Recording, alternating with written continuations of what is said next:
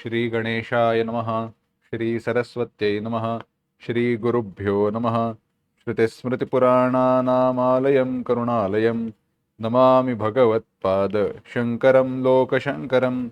शङ्करं शङ्कराचार्यं केशवं बादरायणं सूत्रभाष्यकृतौ वन्दे भगवन्तौ पुनः पुनः।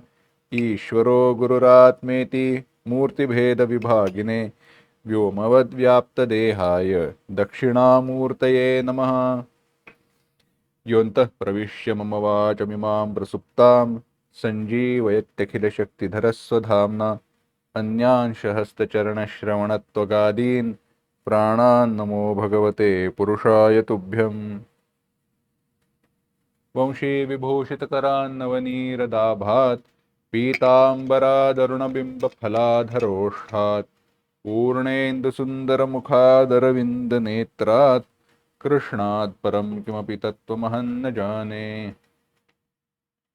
कल्याणानां निधानं कलिमलमथनं पावनं पावनानां पाथेयं यन्मुमुक्षोः सपदि परपदप्राप्तये प्रस्थितस्य विश्रामस्थानमेकं कविवरवचसां जीवनं सज्जनानां बीजं धर्मद्रुमस्य प्रभवतु भवतां भूतये राम नाम। गोस्वामी तुलसीदास जी के द्वारा रचित श्री रामचरितमानस का हम चिंतन कर रहे हैं। उस चिंतन को आगे बढ़ाए उसके पूर्व जिस बालकांड का हम चिंतन कर रहे हैं उसके मंगल एक साथ पढ़ते हैं। वर्णानामर्थसंघानां रसानां छन्दसामपि मंगलानां च कर्तारौ वन्दे वाणी विनायकौ भवानी शंकरौ वन्दे श्रद्धा विश्वासरूपिणौ याभ्यां विना न पश्यन्ति सिद्धा स्वान्तस्थमीश्वरम् वन्दे बोधमयं नित्यं गुरुं शङ्कररूपिणम् यमाश्रितो हि वक्रोऽपि चन्द्रः सर्वत्र वन्द्यते सीतारामगुणग्राम पुण्यारण्यविहारिणौ वन्दे विशुद्धविज्ञानौ कवीश्वर कपीश्वरौ उद्भवस्थितिसंहारकारिणीं क्लेशहारिणीं सर्वश्रेयस्करीं सीतां नतोऽहं रामवल्लभाम्। पूज्य श्री गोस्वामी तुलसीदास जी के चरणों में वंदन। राम कथा श्रद्धालु सारे जो रसिक है, श्रद्धालु माता भगिनी, सभी के चरणों, साधकों के चरणों में वंदन। इस वंदन के साथ, प्रणाम के साथ चिंतन को आगे बढ़ाते हैं।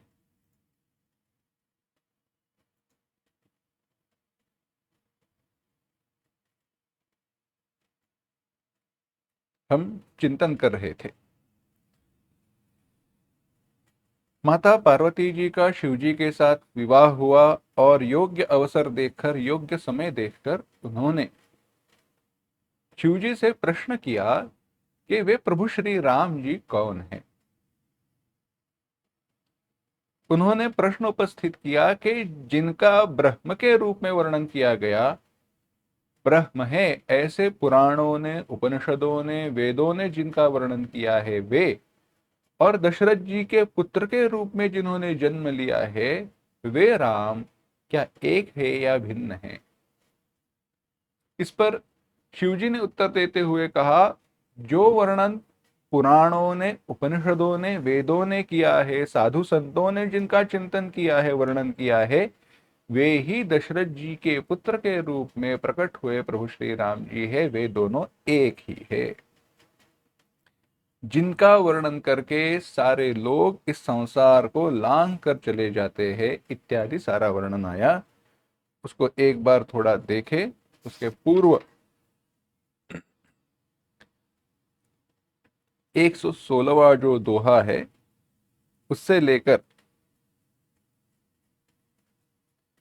118वें दोहे तक जो दोहा चौपाइयां आई है उनको एक साथ पढ़ते हैं। पुरुष प्रसिद्ध प्रकाश निधि प्रकट परावरनाथ रघुकुल मनि मम स्वामी सोई कहीं सियो नाय उमाथ सियावर रामचंद्र की जय। निज भ्रम नहीं समुझहि अज्ञानी, प्रभु पर मोह धरहि जड़ प्राणी। जथा गगन घट पटल निहारी, झाँपे भानु कहहि कुबिचारी। चितव जो लोचन अंगुली लाए, प्रगट जुगल ससि तेहि के भाए। उमा राम बिष इक असमोहा, नभतम धूम धूरि जिमि सोहा। विषय करन सुर जीव समेता, सकल एकते एक सचेता। सब कर परम प्रकाशक जोई, सब कर परम प्रकाशक जोई। राम अनादि अवधपति सोई, जगत प्रकाश प्रकाशक रामु। मायाधीश ज्ञान गुण धामु, जासु सत्यता ते जड़ माया। भास सत्य इव मोह सहाया, रजत सीप महु भास जिमी। जथा भानु कर बारी, यद्यपि मृषा तिहु काल सोई। भ्रम न सकई को उटारे, सियावर रामचंद्र की जय। एहि विधि जग हरि आश्रित रहि, यद्यपि असत्य देत दुख अहै। जो सपने सिर काटै कोई, बिनु जागे न दूरि दुख होई। जासु कृपा अस भ्रम मिट जाई, गिरिजा सोई कृपाल रघुराई। आदि अंत को उजासु न पावा, मति अनुमान निगम अस गावा। बिनु पद चलइ सुनइ बिनु काना, कर बिनु करम करइ विधि नाना। आनन रहित सकल रस भोगी, बिनु बानी बकता बड़ जोगी। तन बिनु परस नयन बिनु देखा, ग्रह घ्रान बिनु बास अशेषा। असब सब भांति अलौकिक करनी, महिमा जासु जाई नहीं बरनी। जेहि इमि गावहि वेद बुध, जाहि धरहि मुनि ध्यान। सोई दशरथ सुत भगत, हित कोसलपति भगवान। सियावर रामचंद्र की जय। चिंतन कर रहे हैं। माता पार्वती जी को उत्तर देते हुए शिव जी ने कहा, जो पुराण प्रसिद्ध पुरुष है, 16 कलाओं के साथ युक्त जो पुरुष कहा गया, जिसका शरीर शरीर ही यह जगत है, और त्रिपादस्यामृतं दिवि, उसके केवल 4 में से 1 भाग से ही इस जगत की उत्पत्ति हुई है, और 3 भाग अभी भी दिवि माने स्वर्ग में, माने अव्यक्त ही है। ऐसा जो पुराण प्रसिद्ध पुरुष है, जो जगत का प्रकाशक है, चेतन है, वही मेरे प्रभु श्री राम जी है, जो प्रकाश के भंडार है, सब रूपों में प्रकट है। सारे रूपों में प्रकट है माने सारे रूप ही जिनके रूप है, ऐसे जीव माया जगत, इन सबके वे स्वामी हैं। स्वामी है माने वे माया के अधीन नहीं है, मायाधीश भगवाना। ये जो इसके पहले आए हुए कुछ चौपाइयां दोहे और ये चौपाइयां दोहे ज्ञान प्रधान है, और विशेष रूप से भगवान प्रभु श्री राम जी का चिंतन करा रहे हैं, हमें चिंतन के लिए प्रेरित कर रहे हैं। इसके पश्चात कथाएं वगैरह भी आएंगी, परंतु जो उपदेश रहता है, उपदेश के भिन्न भिन्न प्रकार रहते हैं, परंतु अगर सरलता से विभाग किए जाए तो एक जगह पर साक्षात ज्ञान का उपदेश रहता है, जो तत्व जैसे है वैसे कहा जाता है, बताया जाता है। और अन्य जगहों पर उसी तत्व को कथाओं के रूप में, पौराणिक आख्यानों के रूप में उद्धृत किया जाता है, समझाया जाता है कि व्यवहार में इसका अवलंबन कैसे करें। दोनों उपदेश आवश्यक है। क्यों आवश्यक है? क्योंकि एक उपदेश व्यावहारिक जीवन कैसा हो यह बताता है, और एक उपदेश वैसा व्यावहारिक जीवन क्यों होना चाहिए यह बताता है। एक उपदेश व्यावहारिक जीवन कैसा हो यह बताता है, और दूसरा उपदेश व्यावहारिक जीवन वैसा क्यों हो यह बताता है। दृष्टांत कहता हूं, उदाहरण देता हूं तो बात समझ आएगी। समझो, मां अपने बेटे को, बेटी को खीर पकाना सिखा रही है, गुलाब जामुन बनाना सिखा रही है।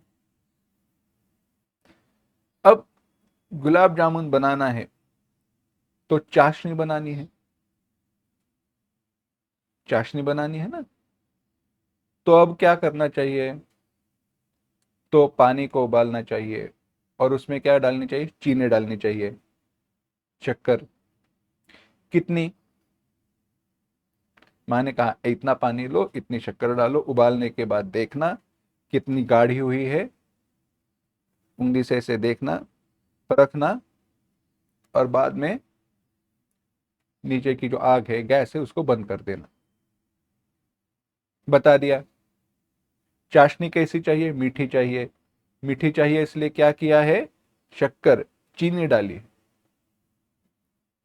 और अब माँ ने कहा कि ऐसा ऐसे है तो इतनी इतनी चीनी डालो। अब प्रश्न यह है,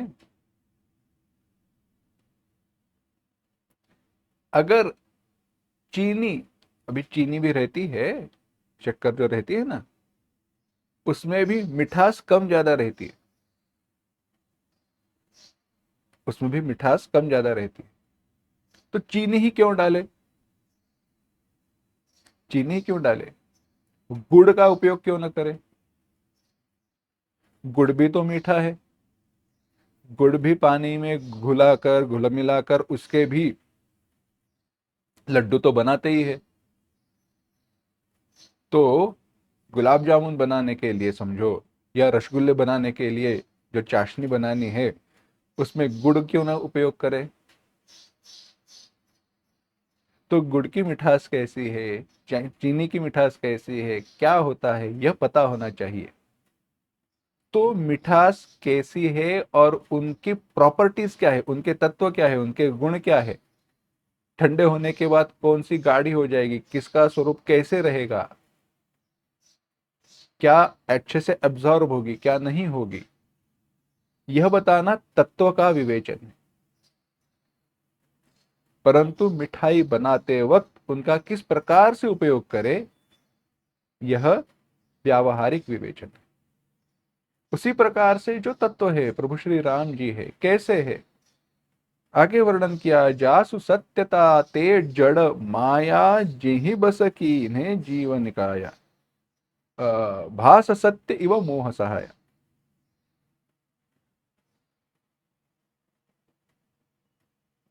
वे प्रभु श्री राम जी कौन हैं, तो कहा जासु, जिनके कारण, जिनकी सत्ता से, ते जड़ माया सत्यता,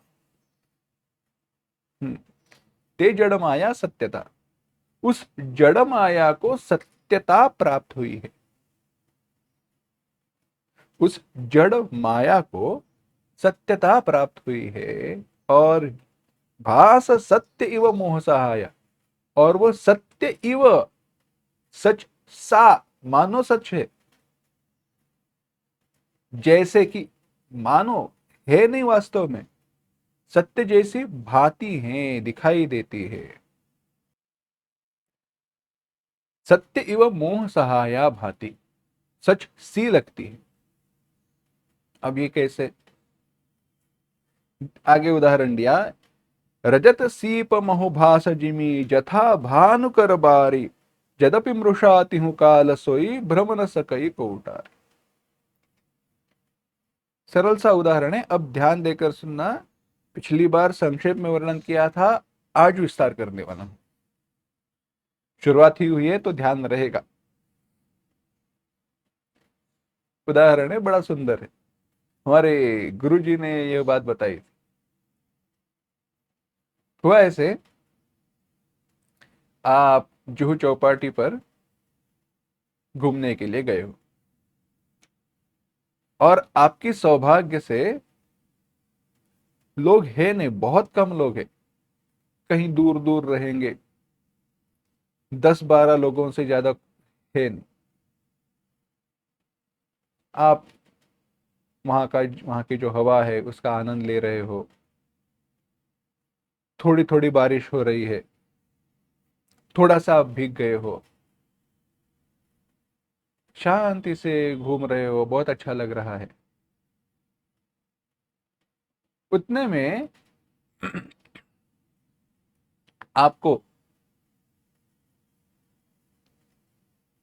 सींग, जो भुने हुए सींग की खुशबू आई। अपने आजू बाजू में देखा तो थोड़ी दूरी पर कोई एक भड़भूंजा सींग भून रहा था, ताजे ताजे खारा सींग। आपने सोचा, अरे क्या बात है, भगवान की भी क्या कृपा है, आज ऐसी हवा चल रही है, ताजे गरम भुने हुए सींग खाएंगे, मूंगफलियां, कितना मजा आएगा। इसलिए आपने सोचा चलो, इसलिए आपने जेब में हाथ डाला, देखा तो आपका वॉलेट ही नहीं है, बटुआ ही नहीं है। कहाँ गया? आपको याद आया, अरे जब निकल रहे थे तो गाड़ी में ही रह गया, गाड़ी में ही रख दिया है। अब जेब में पैसे नहीं है, परंतु खाना तो है। अब क्या करें, अब सोचने लगे। अब यहाँ से जाएंगे वहां पे, गाड़ी उभी जहां पर की है, वहां पे जाएंगे, गाड़ी को खोलेंगे, बटुआ निकालेंगे, वापस आएंगे, तब तक इच्छा मर जाएगी और भड़भूजा यहाँ पर रहे ना रहे क्या पता, क्योंकि वे तो पीठ पर डालकर कहीं पर भी कभी चले जाते हैं। आप सोच में पड़ गए। अब क्या करें, खाना तो है परंतु पैसे नहीं है, और जाकर पैसे लाए तो इच्छा नहीं है। उतने में आपको दिखा, थोड़ा शाम का समय है, सूरज की किरणें जो आ रही थी, उसमें रेत में कोई एक 10 रुपए का सिक्का चमक रहा था। आपको लगा, अरे भगवान की कितनी अच्छी कृपा है, कितनी बड़ी कृपा है भगवान की। मन में विचार आया और 10 रुपए मिल गए, 10 रुपए के सींग ले लेंगे। आजकल अभी 10 रुपए के वो कॉइन आते हैं ना, बड़े ड्यूअल मेटल, दो धातु रहते हैं उसमें। अभी 20 का भी रहता है, परंतु 20 और 10 संभाल कर देखना पड़ता है। तो 10 का आपको कॉइन दिखा, आपको लगा कितनी अच्छी बात है। आपने यहाँ वहां देखा, किसी ने उस 10 रुपए के कॉइन को अभी तक देखा नहीं था। तो आप उस दिशा में चलकर नहीं गए, क्योंकि उस दिशा में आप तुरंत स्वयं चलकर जाते तो लोग देख लेते, लोगों को शायद पता चलता। इसलिए आप थोड़ा टेढ़ा होकर आगे गए, फिर से मुड़े, थोड़ा और 2-4 कदम चले और उल्टा आने लगे, वापस वापस आने लगे। और आपने क्या किया, जहां पर वो कॉइन था ना, वहां पे गिरने का नाटक किया, पैर अटक जाने का नाटक किया, और नीचे बैठ गए, और नीचे बैठते समय आपका हाथ उस 10 रुपए के सिक्के पर डाल दिया। रेत के साथ उस सिक्के को उठाया, रेत के साथ उस सिक्के को उठाया, और बड़े खुशी से आप जो सींग वाला था, मूंगफली वाला था, उसके पास चलने लगे, उसकी तरफ जाने लगे। हाथ में सिक्का था ही, आपने उसको हाथ हिलाकर, झिटक कर, जो रेत वगैरह थी उसको दूर करना शुरू कर दिया। और मूंगफली वाले को बताने ही वाले थे कि 10 रुपए की मूंगफलियां दो, उतने में आपका ध्यान गया अरे हाथ में 10 रुपए का सिक्का नहीं, सीप है। हाथ में 10 रुपए का सिक्का नहीं, अरे सीप है और वो चमक रही है। हो गई ना बात। मेरा दृष्टांत, मेरी कथा यहां पे समाप्त हुई। अब मेरा प्रश्न यह है, ध्यान देना। अब मेरा प्रश्न यह है, जो सीप थी वह 10 रुपए के कॉइन में कब बदल गई, और 10 रुपए का कॉइन सीप में कब बदल गया? 10 रुपए का कॉइन वहां पे आया कब और गया कब? अगर आप कहो जब मेरा भ्रम हुआ था तब आया और बाद में चला गया, तो बात सत्य नहीं है। क्योंकि 10 रुपए का जो सिक्का है जो मुझे दिखा था, वो कभी भी था ही नहीं। कभी था नहीं। भूतकाल में नहीं था, वर्तमान में नहीं था, नहीं है, और भविष्य में भी नहीं रहेगा।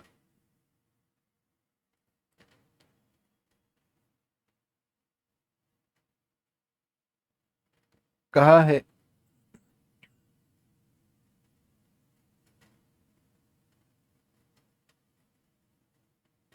हम्म। यद्यपि मृषा तिहु काल, 117वां जो दोहा है वहां पे कहा है, यद्यपि मृषा तिहु काल, तीनों कालों में उसकी सत्यता नहीं है, तीनों कालों में वह मिथ्या ही है, मृषा ही है, मिथ्या है। दिखाई देने पर भी उसकी कोई सत्यता नहीं है, अस्तित्व नहीं है। वो 10 रुपए का सिक्का कभी वहां पर था ही नहीं। तो कोई विद्वान साधक थे, विचारी थे, उन्होंने प्रश्न किया, अगर 10 रुपए का सिक्का वहां पर था ही नहीं तो दिखा कैसे?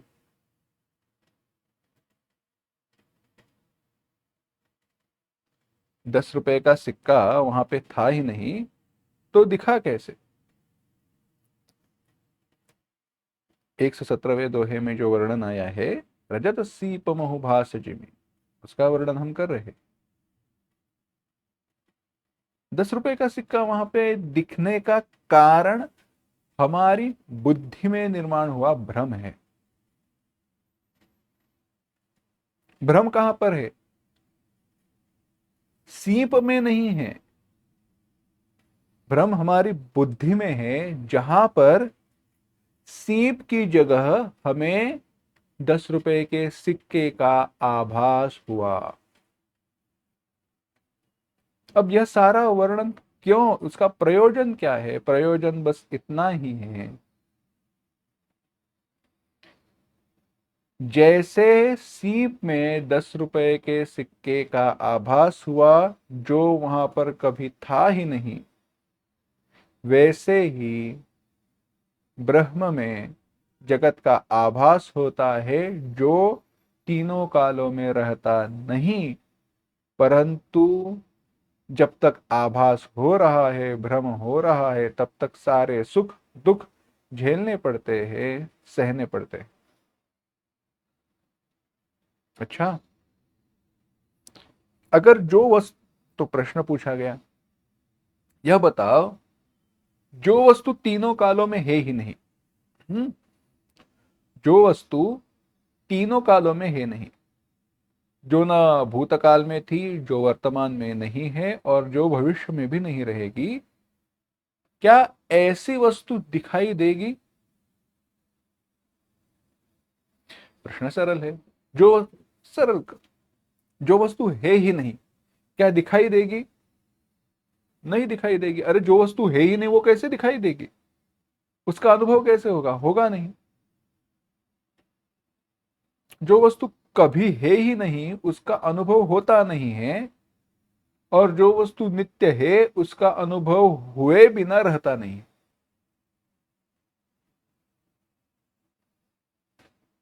अगर ऐसी बात है, तो जो 10 रुपए का सिक्का वहां पर कभी था ही नहीं, उसका अनुभव कैसे हुआ? वहां पर उसे सत्यता किसने दी? तो उसका उत्तर दिया सीप ने ही। पंचदशीकार ने उसका विवरण करते हुए कहा, दो बातें। पारिभाषिक विचार है, परंतु चिंतन के लिए आवश्यक है। जब 10 रुपए का सिक्का आपको दिखा, तो आपने विचार क्या किया? ये 10 रुपए है, ये 10 रुपए है, ये इदम है, होना, अस्तित्व। यह और है समान है, परंतु जब सीप दिखी तो आपने क्या कहा? यह सीप है, यह सीप है।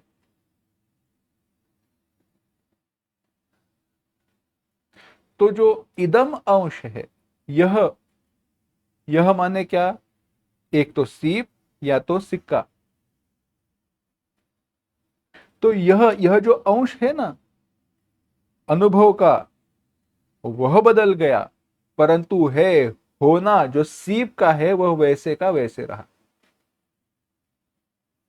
तो सीप ने ही, जो नित्य है, उसने ही अपने सत्यत्व को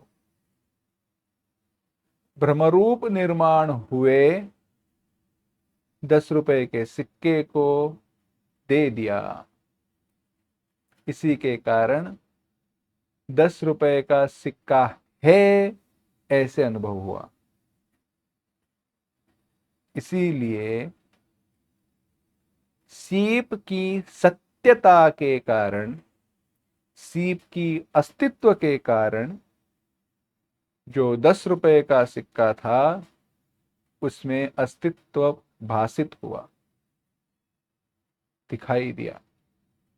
10 रुपए का वह जो सत्यत्व है वह अपना स्वयं का नहीं है। उसी प्रकार से यह जो सारा जगत है, जो सत्य के रूप में दिखाई दे रहा है, जो सत्य दिखाई दे रहा है, सच है ऐसे लग रहा है, वह कैसा है, क्यों है? तो कहा, जासु सत्यता ते जड़ माया। जिनकी सत्ता से, तो मुख्य सत्ता किनकी है? प्रभु श्री राम जी की है। यह सत्ता उन्हीं की है, परंतु उनकी सत्यता के कारण जड़ माया, जो माया जड़ है, मिथ्या है, मृषा है, वह भी सत्य इव भाति, सत्य जैसी दिखाई दे रही है। और उसने क्या किया? भास सत्य इव मोह सहाया, मोह की सहायता पाकर वह सत्य इव भाति, सत्य रूप में दिखाई दे रही है। और उसने, उस माया ने सबको अपने अधीन किया है। अब विचार कीजिए, इस दूसरे भाग का विचार करते हैं दृष्टांत पे ही। आपके अंतःकरण में, हृदय में, आपके मन में विचार आया कि चलो वो मूंगफलियां खाएंगे, मूंगफलियां खरीद लेंगे, देखेंगे। पैसे जेब में नहीं है तो आपने विचार किया चलो जाने दो, अब नहीं है हमारे नसीब में, छोड़ देंगे बात। परंतु जब 10 रुपए के सिक्के का आभास हुआ तो उस मोह ने क्या किया? आपको प्रेरित किया, आप चलकर आगे गए, पीछे आए, वो सिक्का जो भासित है वो उठाया, चले गए। यानी कुछ कर्म करने के लिए प्रेरित किया, जो आपके अंतःकरण में वासनाएं हैं उनको प्रकट किया। वहीं पर अगर सीप दिखाई देती 10 रुपए की जगह पर, तो 10 रुपए की जगह पर आपको सीप ही दिखाई देती, तो आप ना उसके तरफ चलकर जाते हैं, ना बाकी सारे आप जो कर्म करते हैं वो करते हैं।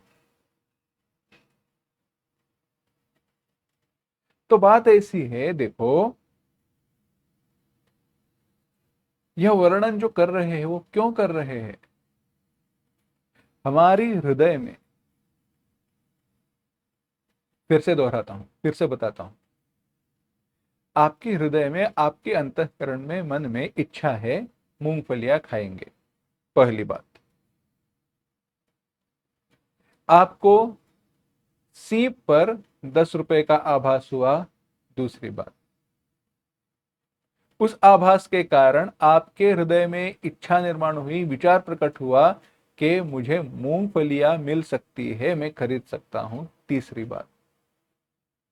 इसीलिए आपने कर्म किए, आगे चले, मुड़ के मुड़े, गिरने का नाटक किया, फिसलने का नाटक किया, उस आभासमान 10 रुपए के सिक्के को उठाया और मूंगफली वाले के पास चल कर गए, परंतु बाद में पता चला 10 रुपए के सिक्का तो है ही नहीं, मूंगफलियां नहीं मिली और आपकी इच्छा अधूरी रह गई, आखिरी बात। इसी प्रकार से विषयों के प्राप्ति की इच्छा आपके हृदय में है, विषयों के द्वारा जो सुख प्राप्त हो रहा है उस सुख के प्राप्ति की इच्छा आपके हृदय में है। उसे पूर्ण करने का आप कोई राह मार्ग देख नहीं रहे हो, परंतु उसमें ही कोई एक वस्तु, कोई एक साधन आपको दिखाई देता है, जिस साधन का अवलंब करने पर आपके विषय, वैषयिक सुख, विषय के द्वारा प्राप्त होने वाले सुख की इच्छा पूरी हो जाएगी। विषयों से प्राप्त सुख की इच्छा आपके हृदय में है, पहली बात। उसे प्राप्त करने का साधन आपको दिखाई देता है, चाहे वो आभासमान हो या चाहे कैसा भी हो, दूसरी बात। उस साधन का अवलंबन करने के लिए आप प्रयास करते हो, कर्म करते हो, तीसरी बात।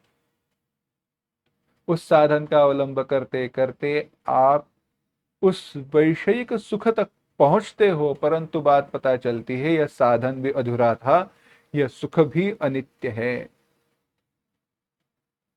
तो अंत में क्या हुआ? आपके सुख की इच्छा की पूर्ति होने पर भी या अपूर्ति होने पर भी आपके हृदय में शांति उत्पन्न नहीं, समाधान उत्पन्न नहीं हुआ। इस सब का कारण क्या है? मोह है। हृदय में जो वासनाएं है, वही हृदय में निर्माण हुई वासनाएं ही उस मोह को सत्य बताती है और हमें सत्य ज्ञान से, सत्य से, ब्रह्म से दूर रखती है। जही बस कीन्हे जीव निकाया, सारे जगत को जिस माया ने अपने अधीन रखा है, हम जिसके कारण मायावश बने हुए, यह कारण यही है। जितना इस मोह को हम स्वयं अपनी शक्ति से दूर करने का प्रयास करें, होगा नहीं। चाहे वो ज्ञान का मार्ग हो, चाहे भक्ति का मार्ग हो, योग का मार्ग हो, अंत में भगवान की सहायता आवश्यक होती ही है, जरूरत होती ही। भगवान की सहायता से ही उसको दूर किया जा सकता है।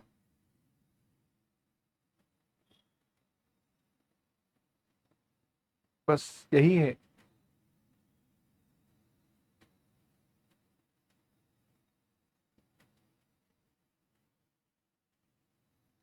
इसी प्रकार से कहा,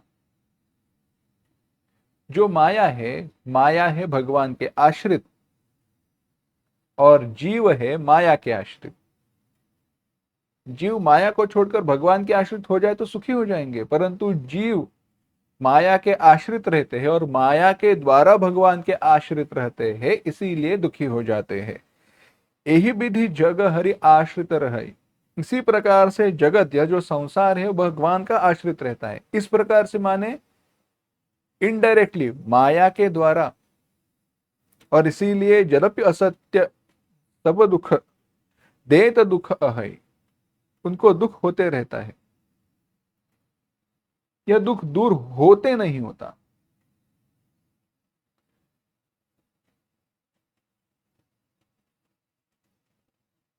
वह जो भगवान है, इसी मोह के कारण जीव उस परब्रह्म तत्व को एक जीव के रूप में देखते हैं, यानी प्रभु श्री राम जी को दशरथ जी के पुत्र के रूप में देखते हैं, परंतु वे ब्रह्म है ये जान नहीं पाते। यही भी मोह है, यही है मोह का परिणाम, यही है भ्रम का परिणाम। उससे छूटना है तो बस श्रद्धा विश्वास रूपिणो याभ्याम विना न पश्यन्ति सिद्धा स्वांतस्थमीश्वरम। कितनी सुंदर बात गोस्वामी तुलसीदास जी ने कही है। वंदे बोधमयम नित्यम गुरुम शंकर रूपिणम यमाश्रितो हि वक्रोपि चंद्र सर्वत्र वंदते।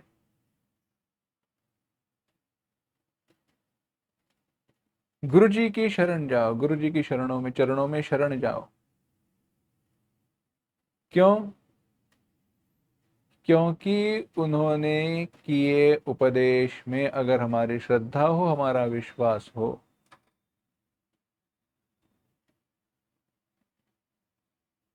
तो होगा क्या?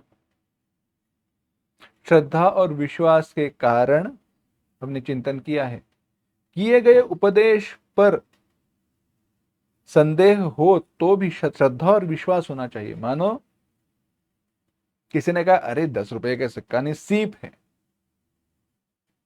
तो ऐसे हमारे हृदय में विचार नहीं आना चाहिए। हाँ पता है तुम्हें 10 रुपए के उन 10 रुपयों को उठाना है, इसलिए मुझे कह रहे हो सीप है, तुम बाद में जाकर उसको उठाओगे। विश्वास होना चाहिए, श्रद्धा होनी चाहिए। चाहे किया गया उपदेश मेरे अनुभव के विरुद्ध क्यों ना हो, परंतु वह वेदों का है और सदगुरु का है, सदगुरु के द्वारा किया गया है, श्रोत्रिय ब्रह्मनिष्ठ गुरु के द्वारा किया गया वह उपदेश है। ऐसे जानकर उस पर विश्वास रखकर, श्रद्धा रखकर उस मार्ग का अवलंब करे तो भ्रम मिट जाएगा, सत्य दिखाई देगा। याभ्याम विना जिसके सिवा न पश्यंती नहीं देखते, सिद्धा स्वांतस्थम ईश्वरम, स्वांतस्थ ईश्वर हमारे हृदय में बैठे हैं भगवान, ढूंढ रहे हैं बाहर। एक बड़ा सुंदर भजन है, काहे रे बन खोज न जाई, सर्व अलेपा सदा एक रस तो ही संग समाई। काहे रे बन ढूंढ न जाई, वन में ढूंढने के लिए क्यों जा रहे हो, कहां पे ढूंढ रहे हो? सर्व अलेपा जो अलिप्त है, एक रस है जो ब्रह्म है, तो ही संग समाई तुम्हारे में ही समाया हुआ है। बाहर ढूंढोगे तो जगत दिखाई देगा, अंदर देखोगे तो ब्रह्म दिखाई देगा। इसीलिए, और वो ब्रह्म क्या है आगे वर्णन किया, बिनु पद चले सुनई बिनु काना। 117वें के दोहे के नीचे जो चौपाई आई है वहां पर कह रहे हैं, बिनु पद चलई सुनई बिनु काना, कर बिनु करम करई विधि नाना। बिना पैरों के चलता है, अरे बाप रे, बिना पैरों के चलता है, क्या प्लेन में बैठा है?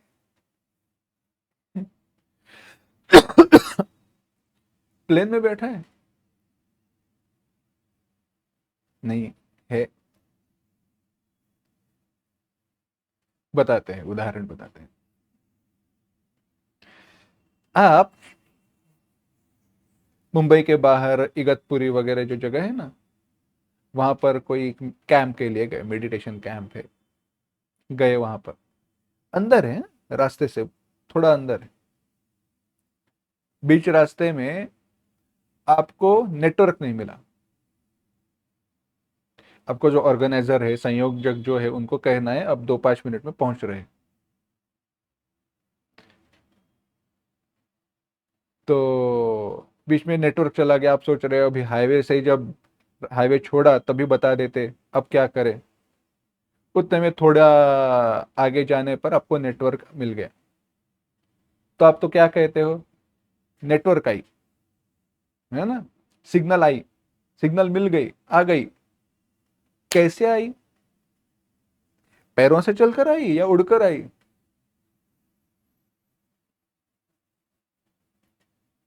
कहा ना, सिग्नल आई। कहां से? नेटवर्क नहीं मिलती है, अब आ गई, मिल गई। कहा, कैसे आई? बिना पैरों के चली ना। वैसे ही, चाहे बीच में शायद मोबाइल का नेटवर्क नहीं मिलेगा, ब्रह्म जरूर मिलेगा, सब जगह पर है। हम वहां पर पहुंचने के बाद कहते हैं आ गई, बिनु पद चलई, सुनई बिनु काना, बिना कानों के सुनते हैं। हाँ, अब ये देखो, माइक है ना, इसको कान किधर है, परंतु सुन तो रहा है और आपको सुना रहा है। सुनई बिनु काना का अर्थ यह है, कानों के बिना भी सुनता है, माने जो सुनने वाले कान है उसमें चैतन्य के रूप से अवस्थित जो है वह परमात्मा है।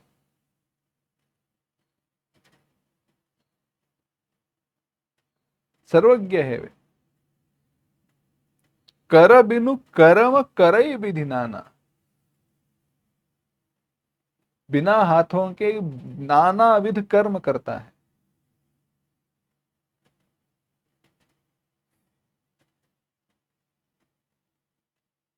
बड़ी सुंदर बात है, देखो।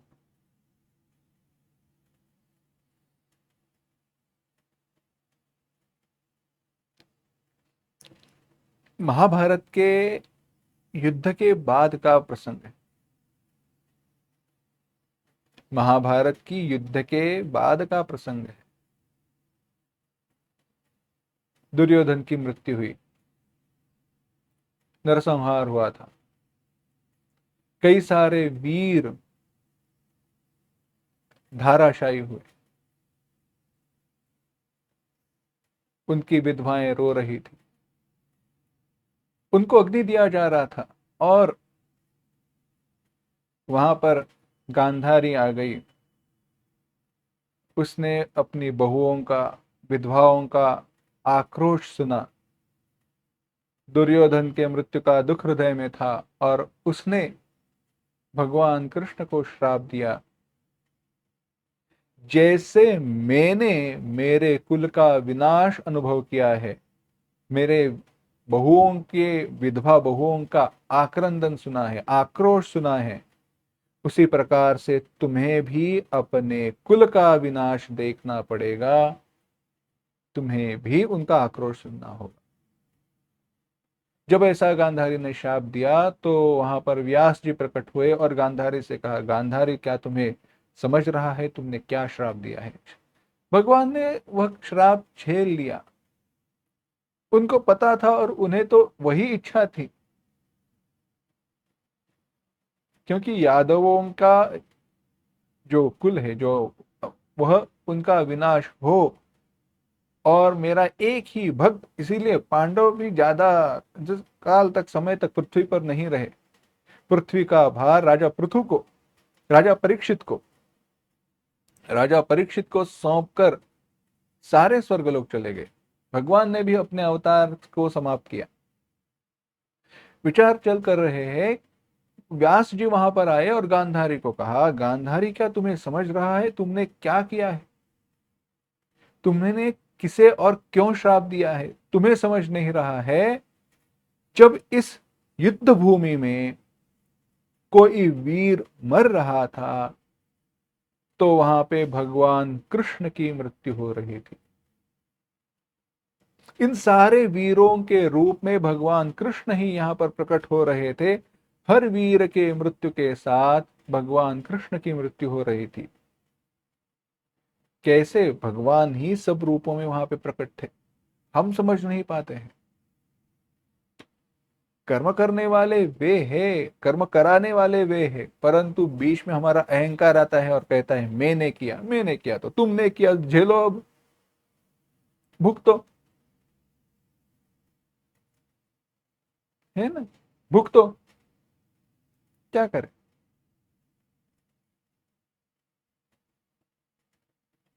मेरा है कहा, फंस गए।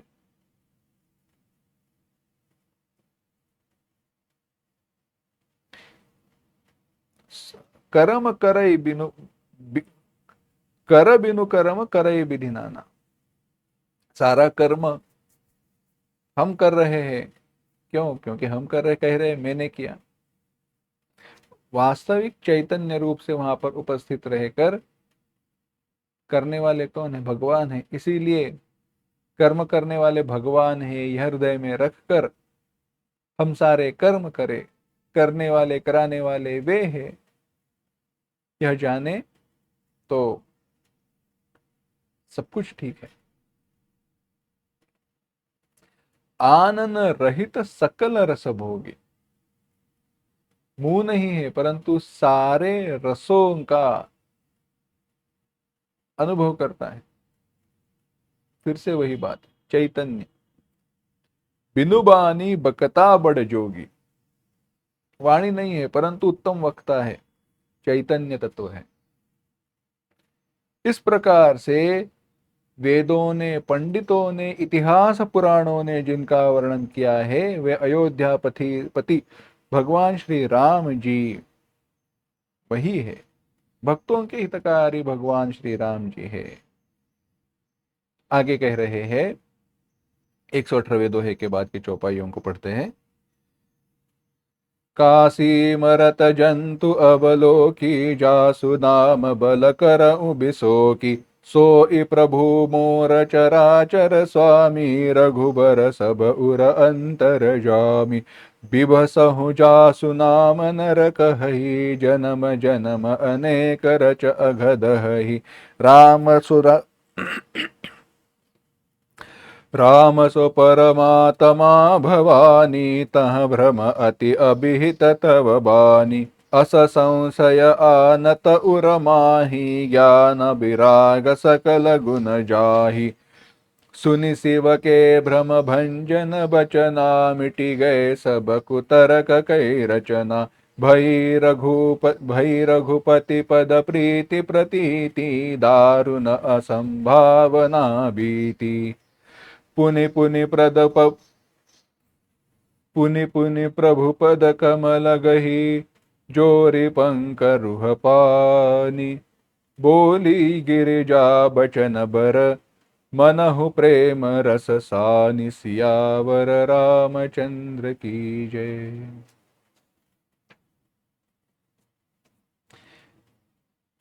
शिव जी आगे कह रहे हैं, काशी मरत जंतु अवलोकी, जासु नाम बल करऊं बिसोकी।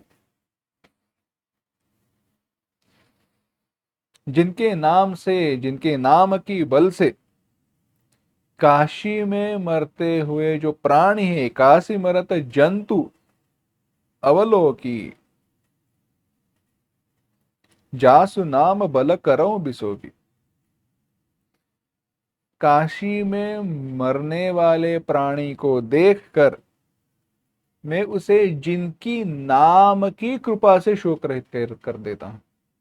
काशी विश्वनाथ जी का प्रभाव है, काशी विश्वनाथ जी का प्रभाव है, जिसके कारण काशी मरत मुक्ति करत। दिव्य राम नाम, श्री राम राम, श्री राम राम। भगवान विश्वनाथ जी किसी को आधा अधूरा नहीं छोड़ते। काशी में मृत्यु हुई, आप सद्भावी हो, सज्जन हो, साधु हो, साधक हो, अच्छा ही होगा। परंतु किसकी सहायता से? वो बल कहां से आया? भगवान शिव जी कह रहे हैं, यह मेरा बल नहीं, यह प्रभु श्री राम जी के नाम का बल है। वे प्रभु, सोई प्रभु मोर चराचर स्वामी। ये चराचर के स्वामी वही मेरे प्रभु है। और कैसे है? रघुबर सब उर अंतर्यामी। वे सबके हृदय में रहने वाले अंतर्यामी हैं। अंतर्यामी, अंतः सन यमयति। अंतर्यामी का अगर आपको अनुभव करना है ना, तो सरल बात बताते हैं। आप स्वयं उसका अनुभव कर सकते हो, करते हो। हाँ, विश्वास नहीं होता तो बात बता देता हूं। कोई भी अयोग्य साधना के विपरीत कर्म करते वक्त, कर्म करते समय हमारी मन में जो आवाज न करना न करना ऐसे कह रहा है, वह अंतर्यामी का आवाज है।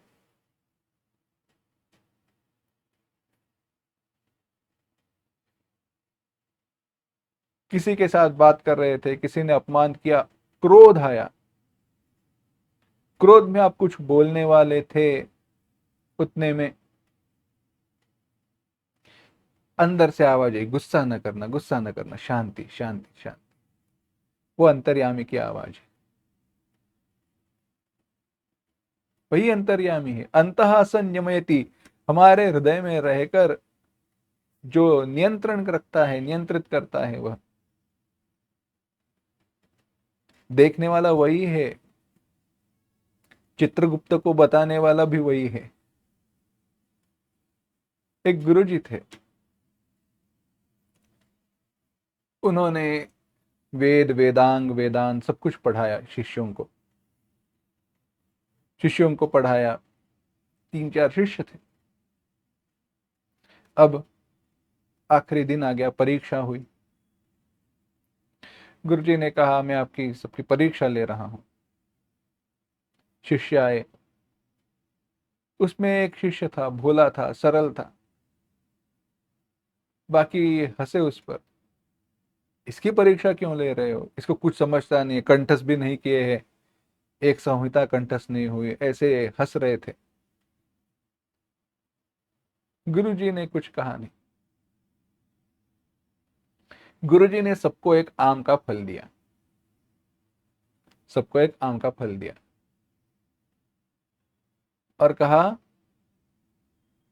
ऐसी जगह पर जाकर आम के फल को खाओ जहां पर कोई देख नहीं रहा हो, जहां पर देखने वाला कोई ना हो।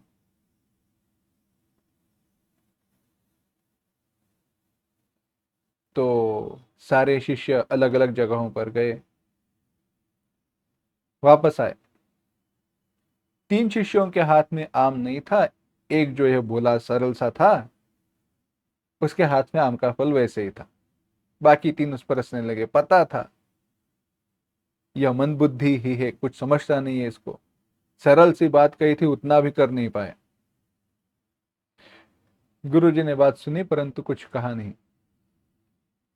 उन्होंने पूछा पहले शिष्य से, फल किधर है? शिष्य ने कहा, खा गया। कहां पर खाया? शिष्य कहने लगा, मैं सोच रहा था कहां पर जाऊं, कौन सी ऐसी जगह होगी जहां पर कोई देखने वाला ना हो। तो एक पहाड़ के टीले पर, ऊंची जगह पर मैं चला गया, वहां पर कोई आता नहीं है, तो कोई खाना देखने वाला होगा नहीं। तो वहां पे गया और मैंने उस फल को खाया। दूसरे शिष्य ने कहा, मूर्ख है तू, वहां पे पैरों से चढ़कर कोई आता नहीं है, परंतु ऊपर से पंछी वगैरह देखेंगे ना, देखा होगा किसी पंछी ने। अच्छा, तो तूने क्या किया? दूसरा शिष्य कहने लगा। दूसरे शिष्य ने कहा, इसलिए मैंने क्या किया, मैं किसी गुफा में चला गया। गुफा में अंदर से कोई ऊपर से देखने वाला नहीं है, गुफा में अंदर कोई आने वाला नहीं है, वहां पर बैठकर खाया। तीसरे ने कहा, मूर्ख है तू, क्या बात हुई? वहां पे पंछी नहीं आते, 2 पैरों से चलने वाले प्राणी नहीं आते, परंतु जाले बनाने वाले मकड़ी वगैरह रहते हैं ना, प्राणी, कीट पतंगा, कीड़े मकोड़े अंदर रहते हैं, उन्होंने देखा है। तो तूने क्या किया? उसने कहा मैंने कुछ नहीं किया, मैंने एक गड्ढा खोदा, गड्ढे के अंदर गया। नहीं, उसने कहा ये नहीं, पेड़ के अंदर गया, पेड़ में जो खाली जगह रहती है ना, उसमें चला गया, आजू बाजू में देखा कीड़े मकोड़े है नहीं ना, उनको साफ वगैरह किया, और उसमें अंदर बैठकर मैंने आम खाया। एक और शिष्य उतने में आया पीछे से, उसने कहा मूर्ख है तू, तूने खाया आम? उसने कहा हाँ मैंने खाया। मैं क्यों मूर्ख हूं? तुमने उस पेड़ की जो ढोली थी उसमें जाकर आम खाया, परंतु तुम स्वयं देख रहे थे ना। तो तुमने क्या किया? मैंने भी वही किया, परंतु मैंने आंख बंद करके, आंखें मूंद कर आम को खाया। माने आम खाते हुए मुझे देखने वाला मैं भी नहीं था।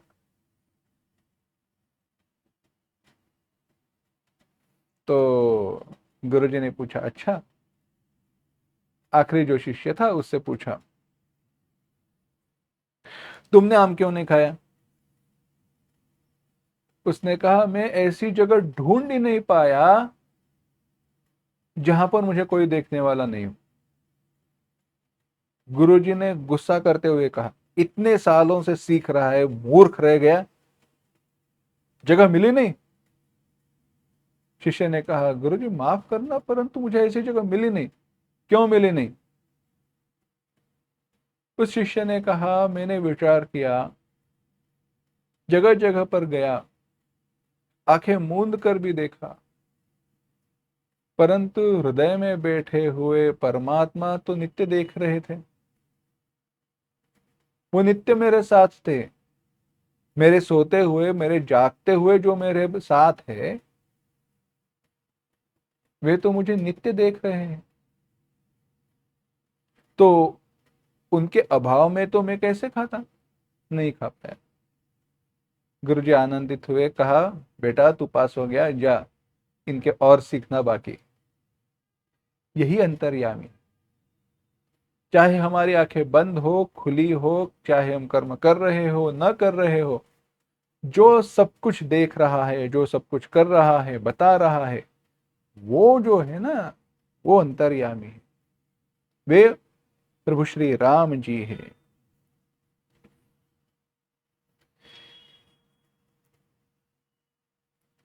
इच्छा के बिना भी, किसी हेतु के बिना भी जिनका नाम लेने पर मनुष्यों के अनेक जन्मों के पाप जल जाते हैं,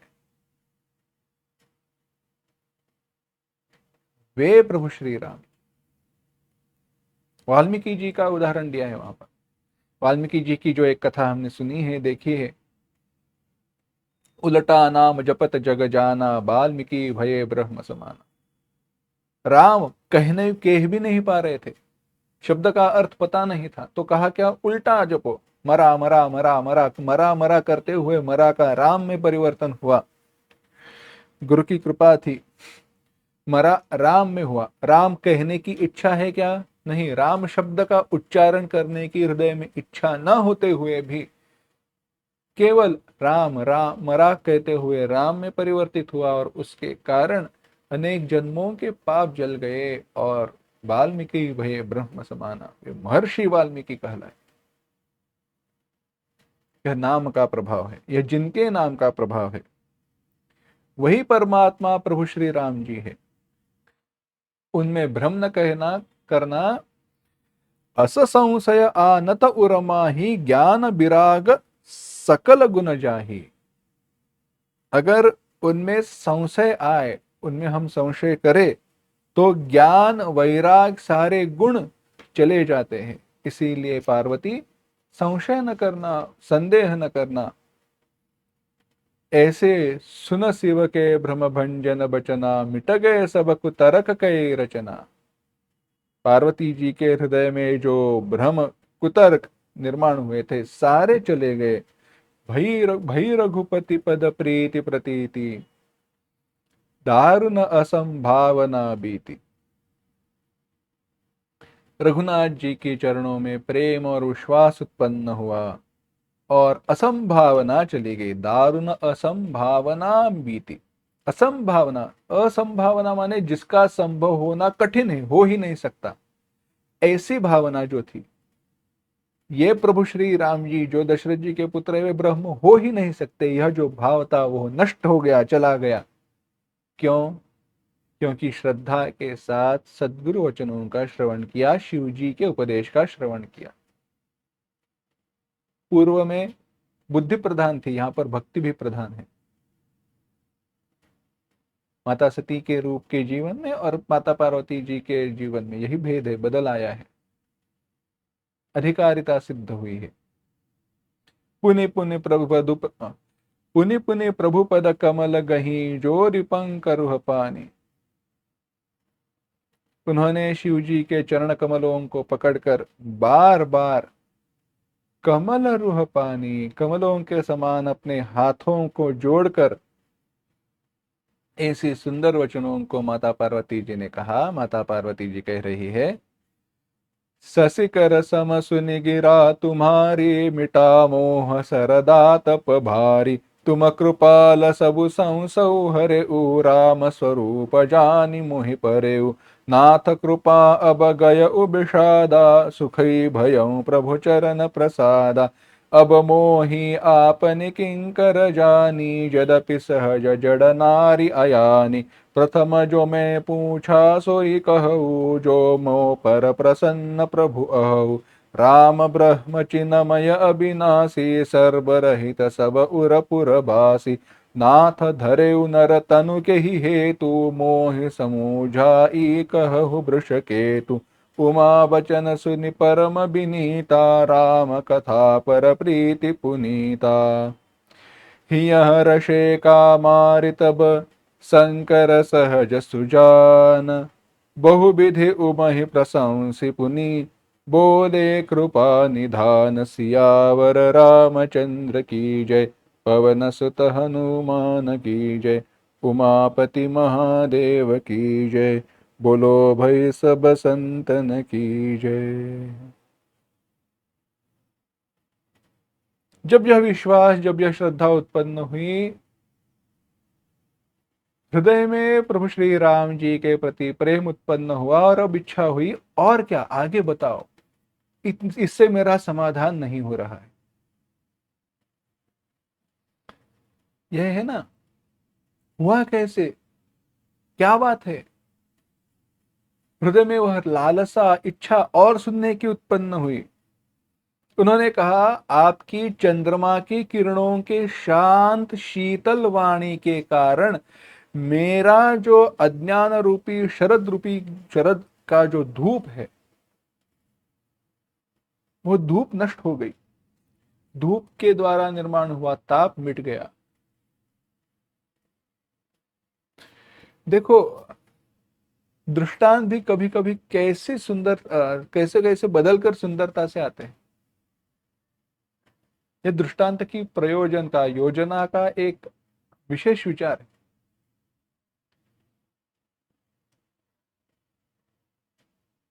प्रयोजन देखो, विचार करो, वहां पे प्रसंग क्या है। हम क्या कहते हैं, ज्ञान कैसे है, प्रकाश के समान है, सूर्य की प्रकाश के समान है, जो अज्ञान के अंधकार को नष्ट कर देता है, और ऐसी आपकी वाणी है ना। गोस्वामी तुलसीदास जी ऐसे नहीं कह रहे, कह रहे हैं आपकी वाणी कैसी है। माता पार्वती जी के शब्दों का जो उपयोग किया है, माता पार्वती जी कह रही है, गोस्वामी तुलसीदास जी ने जो वर्णन किया है, कह रहे हैं, शशिकर सम सुनि गिरा तुम्हारी, चंद्रमा के किरणों के समान तुम्हारी वाणी है, शीतल है,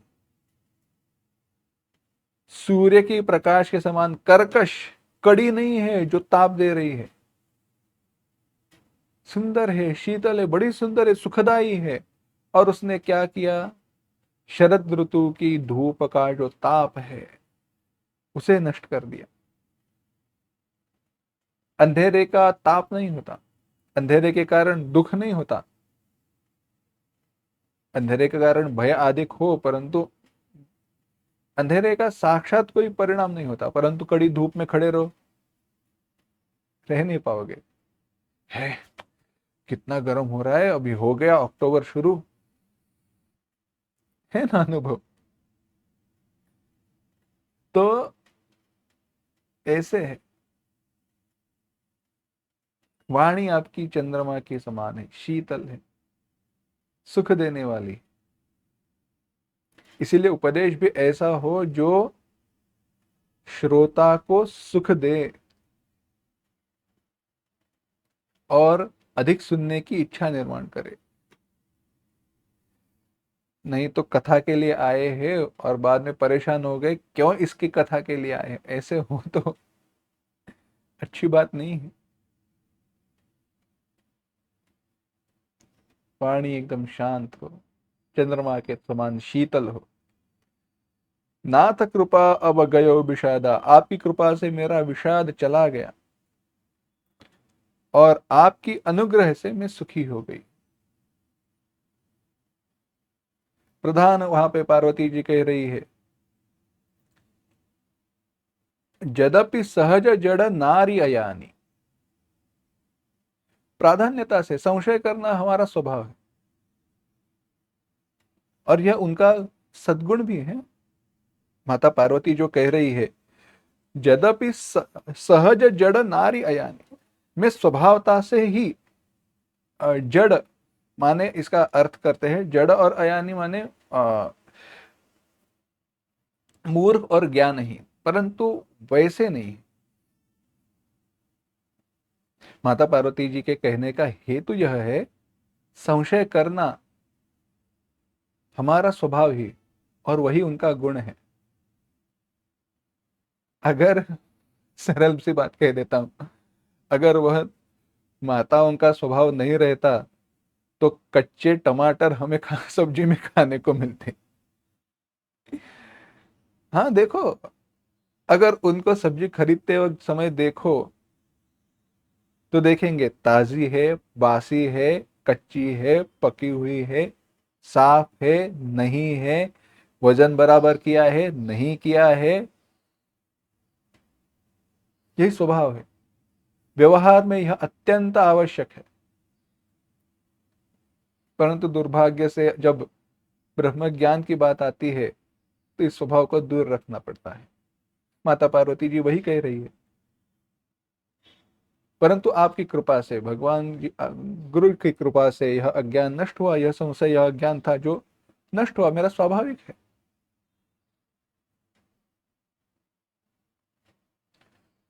प्रथम जो मैं पूछा सोई कहूं, अब आप मुझ पर प्रसन्न हैं तो यही बात कह देना, क्या